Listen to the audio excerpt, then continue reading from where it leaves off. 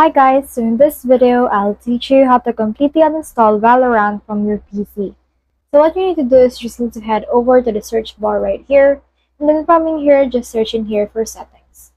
So open settings right here, and then this will open this settings app on our computer.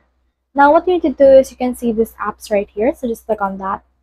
And then once you're in here, you'll see here all the apps that you have on your computer. So suppose this app is Valorant. What you need to do is you just need to click on that, then click on uninstall right here. And now it will prompt you to uninstall this, so you just click on uninstall again and it will be uninstalled. If you want to check that if it is successfully uninstalled, what you need to do is you just need to head over to your folder right here. And then from in here, you can see your local disk. So open that. Then from in there, just head over to the program files.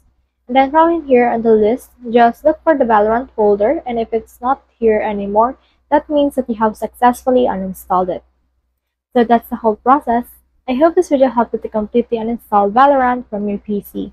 If you have any comments, comment them down below and we'll try our best to answer them. Thanks!